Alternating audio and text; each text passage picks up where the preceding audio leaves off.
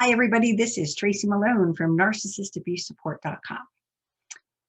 When people are involved in abusive relationships, we often have wounds, and each wound can be unique and overwhelming. In narcissistic abuse relationships, there's always some sort of betrayal, and we have to deal with that as a wound. But there's also aftershocks, the hidden wounds that we must learn to identify and then heal them. The wound we're going to talk to today is going to be about abandonment. And I'm going to share with you this little tiny story that I thought had no bearing on my entire life, but it actually imprinted my entire life. When I was 5 years old, my father left, never saw him again, knew daddy was there. It didn't seem to really bother me, at least not as much as it affected my sisters, who longed for my dad and looked for him their whole life. I was like, next, okay, life goes on. I don't have an abandonment wound to me. Until I became involved with a narcissistic abuse relationship. And I learned that I had been a victim of abuse my whole life, from family members, a husband, a boyfriend. When I learned about Susan Anderson's work, this is on abandonment and outer child work, things I didn't understand about that daddy leaving me was, that's not the only way we get abandonment wounds, but that was one I needed to explore, I needed to look at. And I realized that by not facing that wound, it caused me to marry and get involved with men that would usually abuse me, neglect me, abandon me. That abandonment fear was buried so deep inside of me, and I had these recordings in my head that I was simply not good enough. And this was repeated over and over. Today, my guest is Dr. Susan Anderson. She's an expert on abandonment, and she's going to help us understand this wound and how we identify if we have this wound and what do we do to get it taken care of. I've done so much work on this abandonment stuff, and I'm telling you, it's a lot better on the other side of it. So without any further ado, let's welcome Susan. Welcome, Susan. Thank you so much for joining me. It's wonderful to be here. I have wanted to interview you for so long because I find that the abandonment wound is something that so many victims of abuse suffer with. Can we start out by talking about what the abandonment wound is? Well, it's something universal, so anyone really can identify with it. Of course, some people have a more festering wound than others. But the abandonment is the wound that began when we were born, because we were in a secure womb where everything was done for us and everything was, homeostatic. And then we were thrust out into the world, which is bright and cold and, very different from the wound, but then picked up again and swaddled and held, and then put down again and picked up again later and then down. So we experienced in our very earliest, conditioning, we experienced connection and then disconnection, connection and disconnection. Connection feels delicious and disconnection doesn't feel so great. So the amygdala, which is the part of the brain that registers fear, aversive behavior, we as little humans were conditioned to prefer the comfort and positive feelings of connection and to have an aversion to the experiences of disconnection. So all of us, no matter how ideal our childhood, have an abandonment wound and abandonment fear, primal fear, just because we were all born and went through and still go through that sequence. So, the abandonment wound primarily consists of fear, the fear of not being good enough, the fear of losing someone, the fear of winding up alone and not being accepted, and the shame. There's so much shame. It's not something that most people are willing to talk about.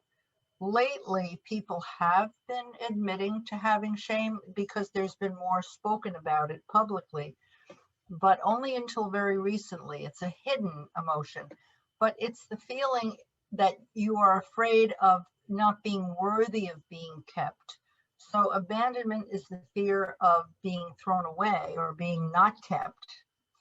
But shame is feeling unworthy of being kept, that there's something missing in me, something fundamentally broken or damaged or just not enough, that there's some kind of inadequacy, or that I just don't have what the rest of the world has, that I don't rate. These feelings of I must not be enough, these shame feelings are very much part of that abandonment wound. And again, I'm bringing them out in the open. And now lately, some other people are talking about these feelings, but they're universal. We all have them, just to different extents. Mhm. Thank you. So when somebody has been in a narcissistic relationship or an abusive relationship, and something happens where it ends, then they could go back and trigger this original birthing abandonment wound. Is that? Well, being in a relationship with someone who's narcissistic, it puts you in a lot of jeopardy, because the narcissist, when they need you, can engage you.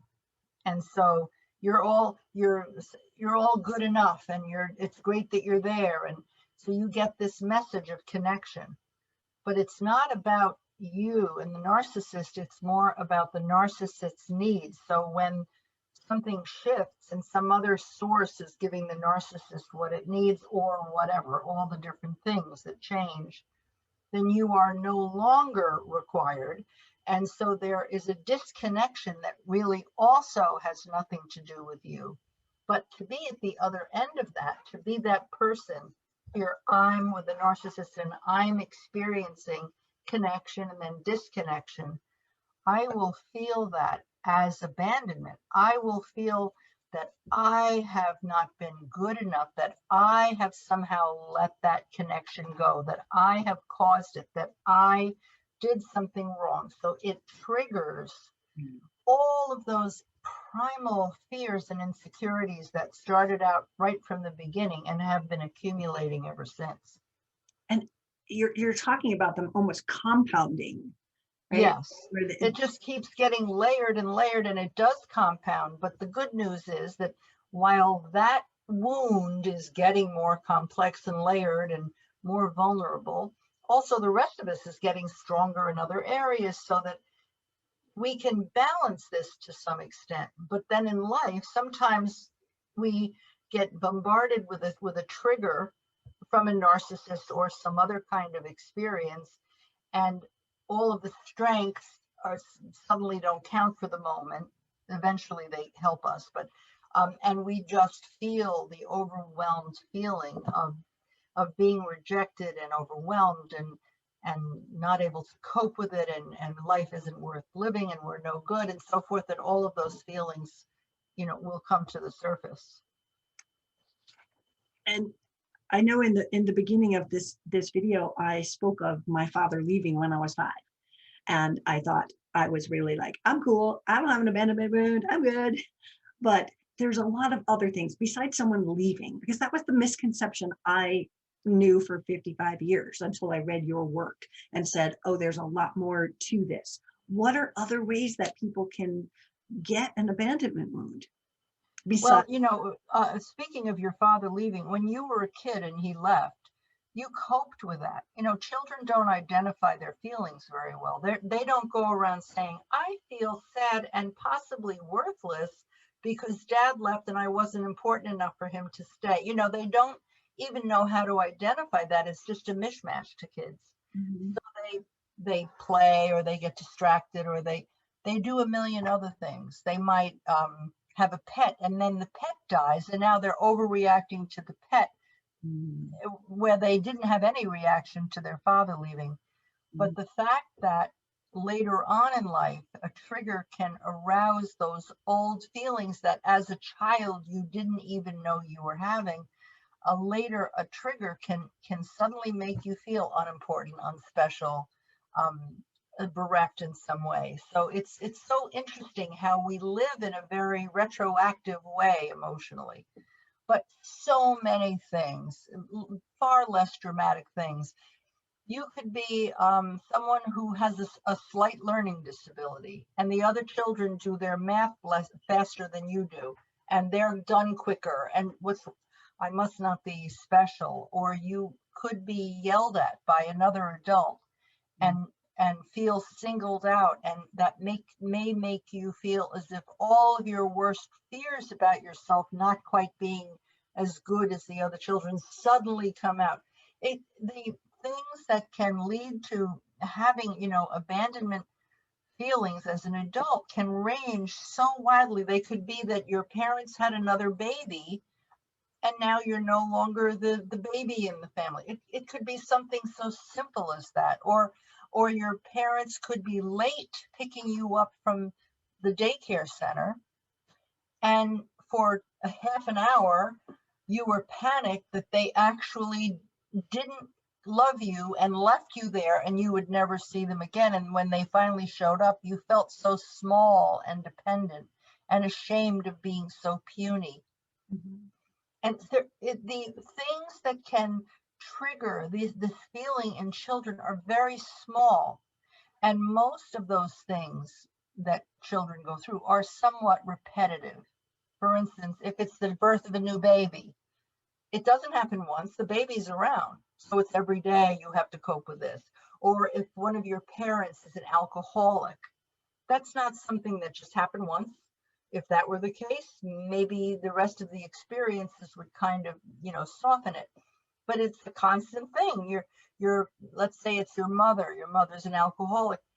Well, she's always has a relationship with alcohol that's slightly more important than her relationship with you.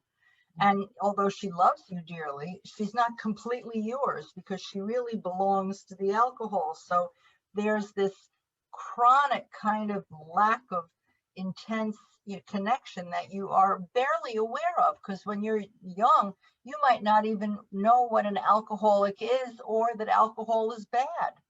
So it's the things that can create, this kind of a feeling of abandonment and create this woundedness.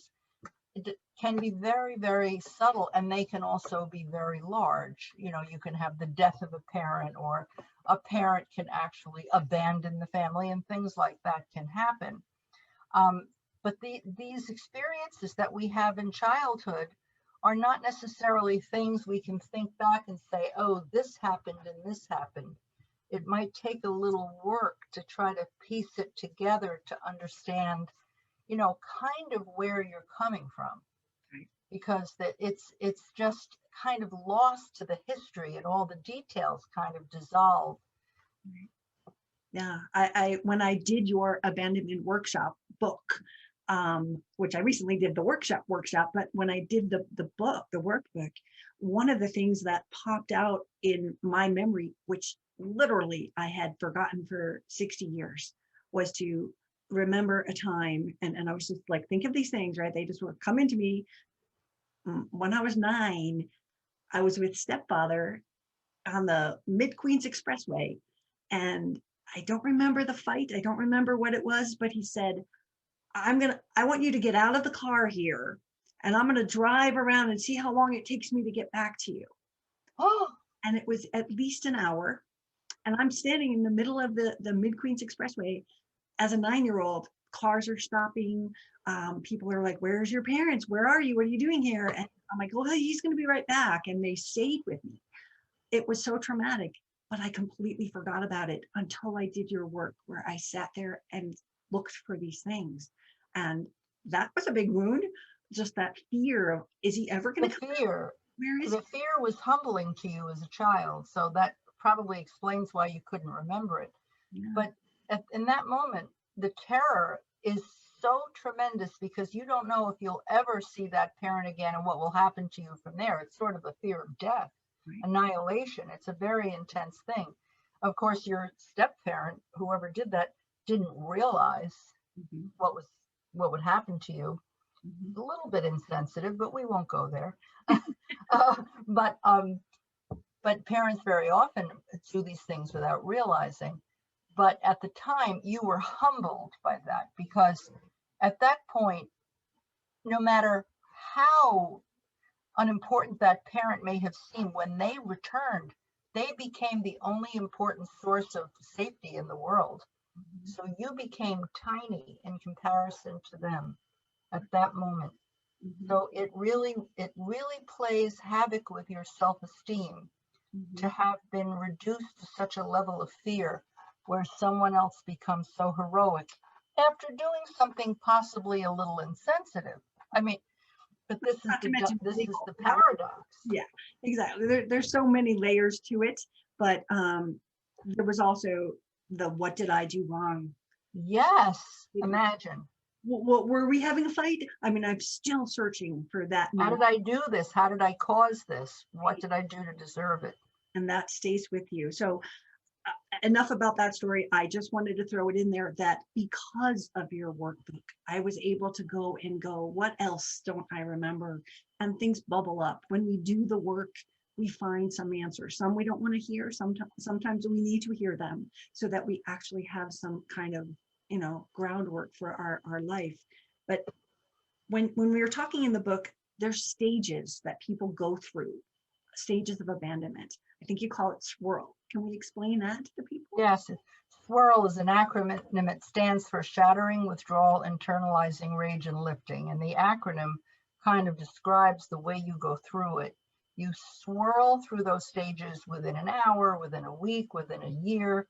And when you hit an abandonment trigger in adulthood, you swirl through the stages. Or in childhood, you swirl, but you're not in touch with, you can't describe it as well. But the shattering part is where the connection feels threatened and it feels as if the rug has been pulled out from underneath you. Well, you stood there waiting for your step parent to pick you up if he ever did. You were shattered. That was shattering. Then in withdrawal is where, oh, please hurry up and come pick me up. Oh, please. It's where you yearn for your lover, or if you've been fired from a job, you yearn to get that security back, to be appreciated, to be valued as an employee. If you've lost your health, you yearn to have your health back, to go back to the way it was before, when you felt whole and healthy, whatever it is that you've lost that makes you feel as if the rug has come out from underneath you, you yearn for it back. You're in withdrawal. And then internalizing is the very next phase. You kind of overlap into these phases. You blame it on yourself. Well, it's my fault. It's because I always knew that I wasn't special. I always knew there was something wrong with me. I always knew I wasn't worthy. I always knew that somebody would throw me away, or whatever it is. Mhm. So the internalizing is where the wound of abandonment gets infected with shame and low self-esteem. It causes scarring in your self-esteem. It's a very critical stage of the wounding because you're taking a beating out on yourself. You're taking the rejection and you're taking it out on yourself.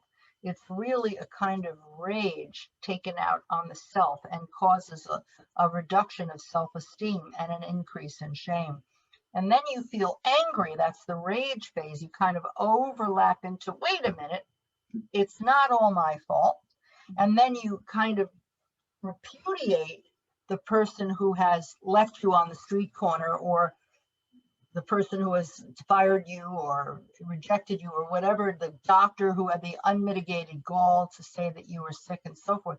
You stand up and you say, no, I refuse to accept this. It's not my fault.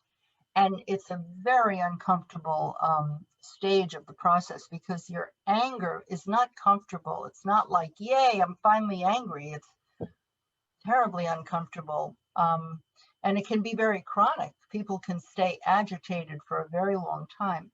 But then after the rage is sort of projected outward, there's a chance for lifting, for letting life pull you back out. So you go from shattering, withdrawal, internalizing rage, and then lifting out into life again, and then back into, oh, but I've lost my job. What am I going to do? And then, oh, I wish I had it. And then it's my fault. And then, no, it isn't. And then back out into lifting. You keep going through these stages over and over, cycling through, swirling through. Swirling through.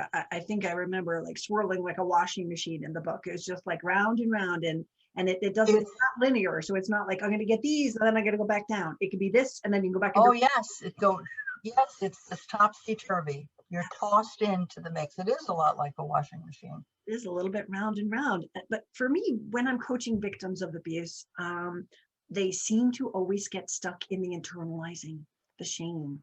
How does someone know? Like in your book, it clearly lays it out when these are the possibilities if you're stuck in this, if you're stuck in this, but internalizing, I would love for you to just say, how do they know that they feel like they're in that internalizing place? Well, the internalizing is where people get stuck. I mean, listen, people can also get stuck in the withdrawal too, where they're always feeding their emotional hunger with drugs and food and all, drugs and alcohol and people and television and taking naps or being hyperactive.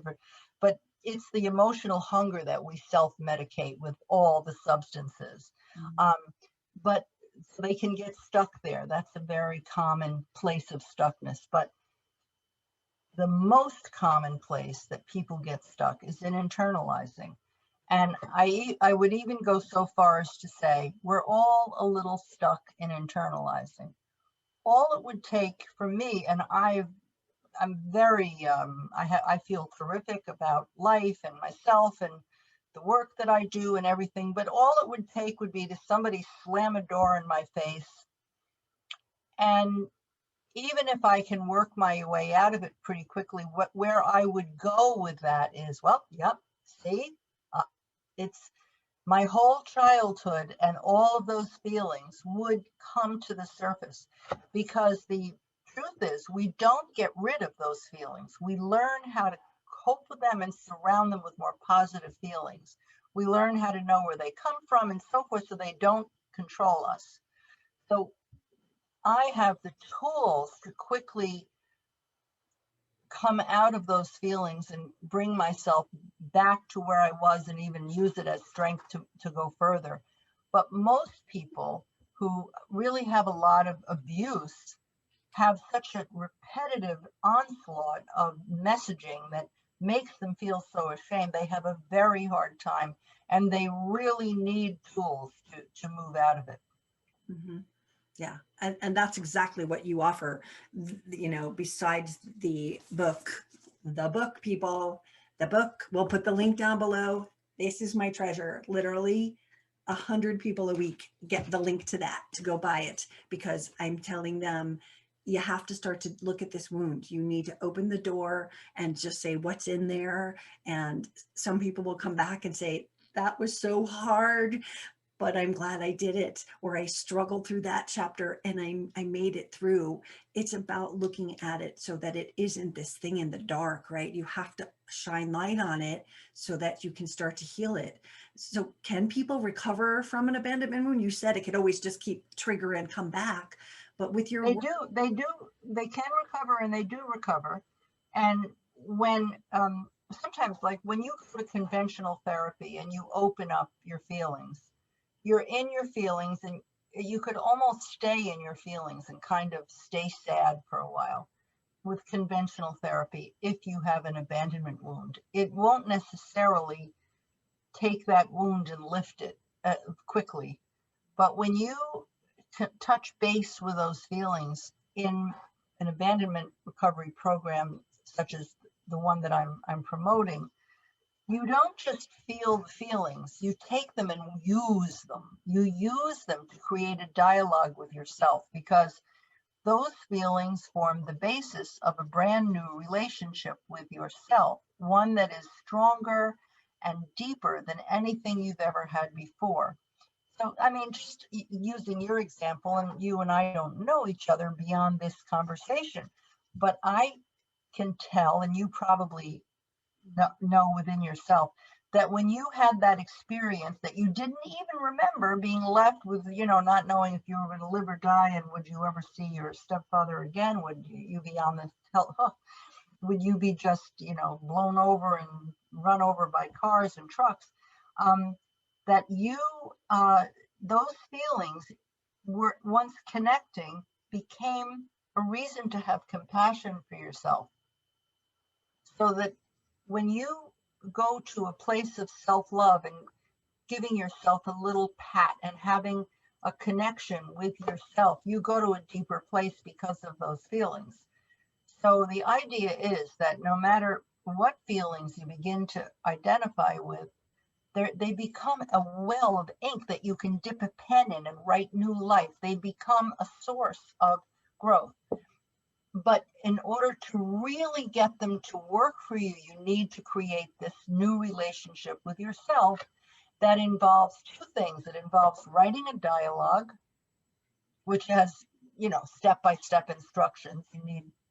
There's a whole thing involved with it that you need to do it, but also using your imagination to personify the part of you that happened to, and then you personify yourself as the adult, loving, caring self that can actually help yourself. So you use your imagination to separate the person who felt all of that and who feels all of that from the part of the person that can really take care of you.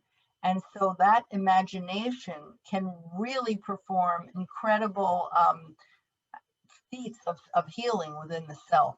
I make it sound like it's something that happens by osmosis, and of course it doesn't. It's step by step. That's why there are so many books, explaining how to do it, workshops and so forth, because it is a process that you have to actually work. But that process is not difficult. Mhm. It just takes a little effort and time, but it works. It does. And will ask you if you don't mind to talk about the workshop that like I was just in. It was a month ago or so, and it helped me quite a bit. Even so far away from this, I just learned that, oh yeah, this is a refresher to what I'd read in all your books. So can you just talk a little about that so people can get an idea of what that would be? Well, the workshop is 5 sessions, and it's pretty amazing. 5 sessions, a few hours a session. It's an online workshop. Mhm. Next year, I'll be running workshops in person at various locations around the country. Those are fabulous also. Um, but the workshop is bringing people together, and then using this material, the wound, an awareness of the wound, identifying it, sharing it, and bringing people together so they can hear each other and learn from each other. Mhm. Because the shame, which is the cornerstone, is immediately responsive to sharing. It immediately responds to that, and it begins to dissipate. You don't get rid of it. Mhm. You kind of integrate it, and you share it with other people, and the toxicity from it really gets much reduced, to the point that with enough sharing over a period of time, you can really come to accept yourself as a human being with faults, and feel good about that, and stop with all the perfectionism and overcompensating and all of that kind of thing, and really focus on your strengths and moving yourself forward and succeeding in all these areas. So the workshop is helpful in that you get to practice the tools, which are explained, and you practice them right there in the workshop, but with other people and sharing their attempts at using these tools Mhm. in order to really experience yourself in a new way. Um, and so I'll do anything I can to present opportunities for people to work together on this stuff, Mhm. because I see near miracles happen. I could see that. And I'm a big advocate for you. So I encourage Yes. everyone to follow the links that we'll put under your name when we push this out here to learn more about your work. And if nothing else, start with a book, start with a workbook, get yourself into a place where you can bring this out into the light, and then get into one of Susan's workshops if you can. She's going to travel when COVID's over. She's going to travel and be out there again. And if you ever come near Denver, I'm in the group, just so you know. Okay. Sign me up. But thank you so much for being here. Abandonment is such an important issue, and discovering it really changed my life. It was Oh, something I'm so glad. Thank you so that much. turned that light on, and I was like, that's the wound. That's so much bigger than all the others because it ties into everything. So, Yes. so much for all of the people that you help and for talking with me today. Oh, thank you for having me. It's been a pleasure. I hope you guys enjoyed that. Abandonment is such a key piece of recovering from narcissistic abuse because it does tap into old wounds that we may or may not know we had. So I want to thank Susan again for being here. And you can find out more about her by visiting her at abandonment.net. So this is Tracy Malone. Visit my website, Narcissist Abuse Support, and we'll see you soon. Thank you.